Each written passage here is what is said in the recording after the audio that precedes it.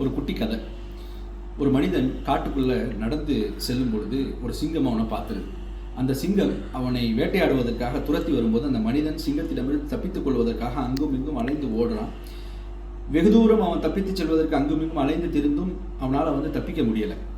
ஒரு நிலையில் ஒரு மிகப்பெரிய ஒரு ஆலமரம் இருக்குது. அந்த மரத்தை தாவி பிடிச்சி அது மேலே போய் ஒரு கிளையை நன்று இறுக்கமாக பிடித்து கொண்டு அந்த சிங்கத்திடமிருந்து தப்பித்தோம் என்று அதில் அமர்ந்துடுறான். அமர்ந்துட்டு கீழே பார்க்குறான். துரத்தி வந்த சிங்கம் அங்கேருந்து போயிடாமல் அது அப்படியே அங்கேயே என்ன செஞ்சிருச்சு, அவனுடைய வருகைக்கு காத்திருக்கிறது மாதிரி அங்கேயே உட்காந்துருக்குது. இவன் இறங்கி வந்தால் அதை சாப்பிட்டுட்டு தான் போவேன் அப்படிங்கிற மாதிரி ஒரு ஆம்பிஷனோடு அந்த சிங்கம் இருக்கிற மாதிரி அவன் ஃபீல் பண்ணிவிட்டு என்ன செய்யறதுன்னு தெரியாமல் அந்த கிளையை இறுக்கமாக பிடிக்க போகிறான். எப்படியாவது இங்கே இருந்து தப்பிச்சிருவோங்கிறதுக்காக அங்கே இருக்கக்கூடிய அந்த கிளையை ஒரு கருப்பு வெள்ளை கரையான்கள் இரண்டும் அரிச்சுக்கிட்டு இருக்குது.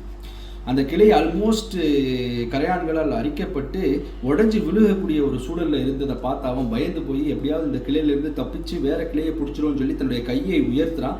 மேலே பக்கத்தில் பார்த்தா ஒரு கருநாக பாம்பு வாயை பிளந்துட்டு உட்காந்துருக்கு. அவன் கையை உயர்த்தினா அப்படின்னா அது என்ன செஞ்சிடும், அந்த பாம்பு அவனை தீண்டிவிடும். இது இப்படிப்பட்ட ஒரு நெருக்கடியான ஆபத்தான ஒரு சூழலில் என்ன செய்யறதுன்னு தெரியாமல் அப்படி தலையை தூக்கி பார்க்குறான். மேலே ஒரு அழகான தேன்கூடு. அந்த தேன்கூட்டிலேருந்து ஒரு சிறிய தேன் என்ன செய்யுது, விழுந்து அவனுடைய நாக்கில் படுது. அந்த தேனுடைய சுவையினால் அவனை சுற்றி இருக்கக்கூடிய இந்த ஆபத்துகள் எல்லாம் மறந்துடுறான். இதுதான் சகோதரர்களே இன்னைக்கு நம்முடைய நிலை. நான் சொன்ன இந்த சிங்கம் அப்படிங்கிறதா நம்முடைய மரணம். அது யாராக இருந்தாலும் அது அடைந்தே தீரும். அது மிகப்பெரிய சாம்ராஜ்யங்களை கட்டி எழுப்பி கண்ணாடி மாளிகைகளுக்குள் அமர்ந்திருந்தாலும் அந்த மரணம் அவர்களை அடைந்தே தீரும்.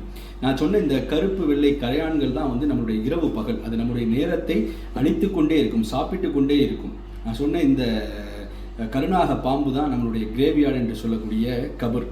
அதுவும் நமக்காக திறந்து வைக்கப்பட்டிருக்கின்றது.